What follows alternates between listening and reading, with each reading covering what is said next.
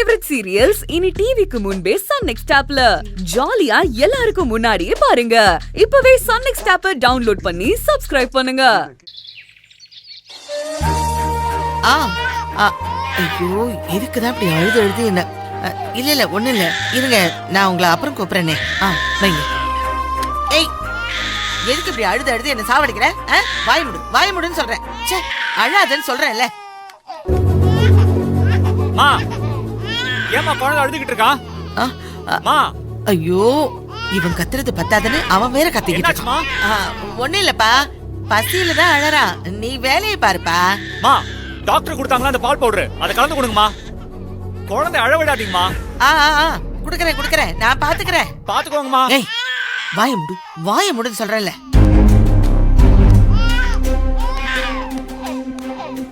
அள்ளி,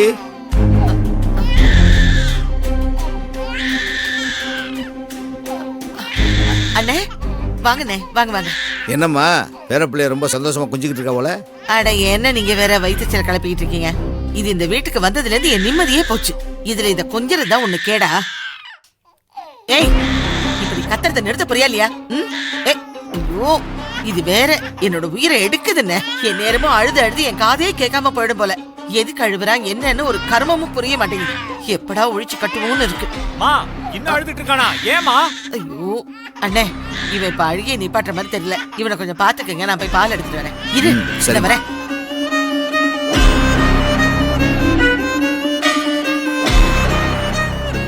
ஏய், ராங் ரூட்ல வந்த பொடியா, உன்னால எவ்வளவு பிரச்சனை தெரியுமா எங்களுக்கு? உங்க அம்மா வயிற்றுக்குள்ள இருக்கும் போதே உன்னை அழிக்க நினைச்சேன். ஆனா எப்படியோ பிறந்து எங்க நிம்மதியை கொஞ்சம் கொஞ்சமா அழிச்சுக்கிட்டு இருக்க. உங்க அப்பனுக்கு இன்னொரு கல்யாணம் நடக்க போகுது. நீ போய் உங்க அம்மா கிட்ட இரு. ரொம்ப கத்திக்கிட்டு இருந்த ஒன்னு அவ்வளவுதான் சொல்லிட்டேன். அந்த பயம் இருக்கணும். அள்ளி, கேட்டியா? அழுக எப்படி நிப்பாட்டி பாத்தியா?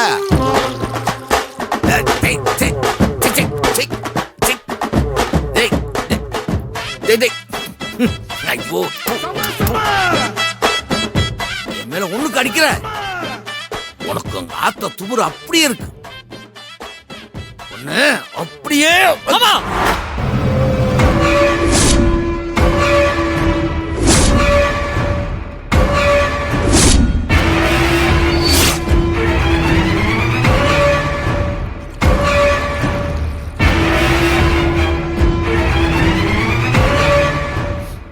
சரிடா ஒண்ணுடா, அழாத.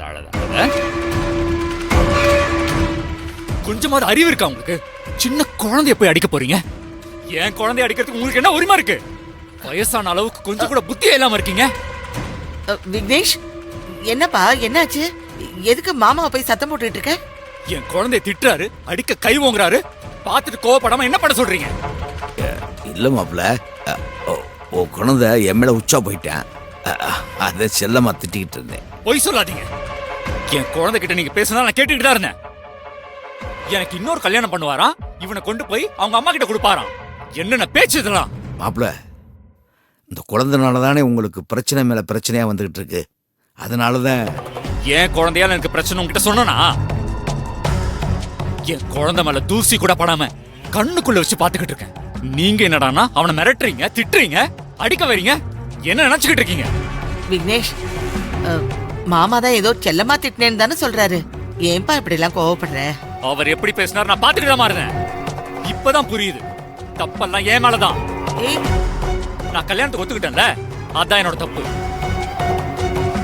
என் குழந்தைக்கு ஒரு அம்மா வேணும்னு நீங்க சொன்ன பேச்சு கேட்டு கல்யாணத்துக்கு சம்மதிச்சேன்ல, அதனாலதான் எனக்கு கல்யாணத்தை பண்ணி வச்சுட்டு என் குழந்தை என்கிட்ட இருந்து பிரிக்கிறேன்னு பேசிக்கிட்டு இருக்காரு. அப்படி இல்ல மாப்ள. நீங்க பேசாதீங்க. உங்க ரெண்டு பேருக்கு நான் இப்ப சொல்றதுதான், நீங்க யாரும் எனக்கு பொண்ணு பார்க்க தேவையில்லை. எனக்கு இன்னொரு கல்யாணம் வேண்டாம்.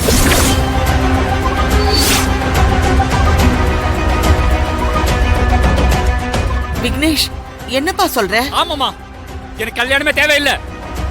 நான் என் குழந்தையோடவே கடைசி வரைக்கும் இருந்துடுறேன். என் குழந்தை மட்டும் எனக்கு போதும். நான் இருக்கும் போதே என் குழந்தைக்கு சின்னதா கீறல் பட்டா கூட நான் அதை தாங்கிக்க மாட்டேன்.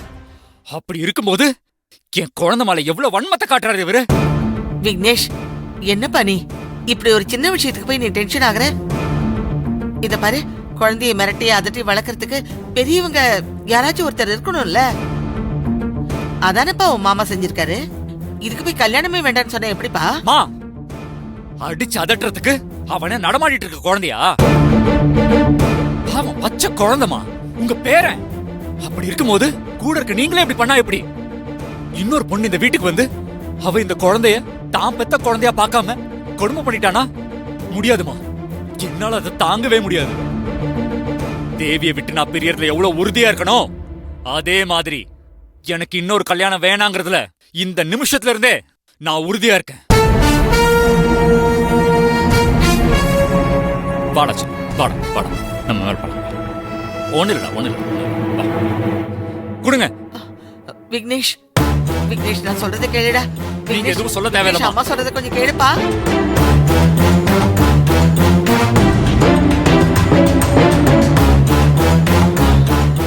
அண்ணே, விக்னேஷ் ஏதோ குழந்தை மேல உள்ள பாசத்தினால உங்ககிட்ட அப்படி எல்லாம் பேசிட்டான். நீங்க எதுவும் தப்பா எடுத்துக்காதீங்கண்ணே. அவன் பேசுனதுக்கு நான் உங்ககிட்ட மன்னிப்பு கேட்டுக்கிறேன். பரவாயில்லம்மா, விடுமா. ஆனா உன் பையன் கல்யாணம் வேண்டாம்னு சொல்லிட்டு போறானே, அதுக்கு என்ன பண்ணலாம்னு இருக்க? அத நான் பாத்துக்கிறேன். என்ன பண்ணி அவனை கல்யாணத்துக்கு சம்மதிக்க வைக்கணும்னு எனக்கு தெரியும். இந்த குழந்தைய வளர்க்க முடியாம விக்னேஷ் ஐயோ அம்மா ராமான்னு ஓடி போய் தேவி கிட்டயே அந்த குழந்தைய குடுக்கற மாதிரி நான் பண்றேன். ஒரு ஆம்பளையால ஒரு குழந்தைய வளர்க்கணுங்கிறது அவ்வளவு சாதாரண விஷயமா? நீங்க சொல்லுங்க. குழந்தை அந்த வீட்டுக்கு போயிட்டா அப்புறம் நான் விக்னேஷுக்கு இன்னொரு கல்யாணத்தை ஈஸியா பண்ணி வச்சிருவேன். எனக்கு அந்த நம்பிக்கை இருக்கு. சரிம்மா, நீ முதல்ல இந்த குழந்தை விஷயத்துல ஒரு முடிவை கட்டு. அதுக்கப்புறம் உன் பையனுக்கு வரன்னு பாக்குறேன். சரிங்க அண்ணே, இருங்க டவல் கொண்டு வரேன், தொடச்சுக்கோங்க.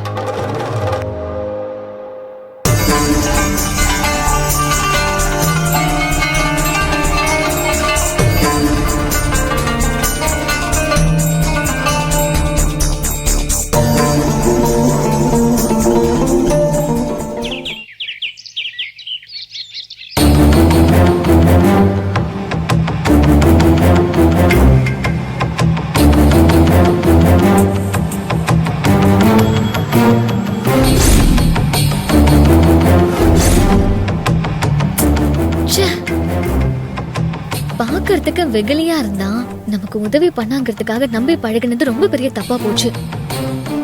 நம்ம நினைக்கிற மாதிரி அவன் நல்லவன் இல்ல. போலீஸ் அரெஸ்ட் பண்ணி கூட்டிட்டு போறாங்கன்னா அவன் கண்டிப்பா ஏதோ தப்பானவனா தான் இருக்கணும். இனிமே அவன் சாவகாசமே வேணாம். சரியான ரவுடி பையனா இருப்பான் போல. முதல்ல அவன் நம்பரை பிளாக் லிஸ்ட்ல போடணும்.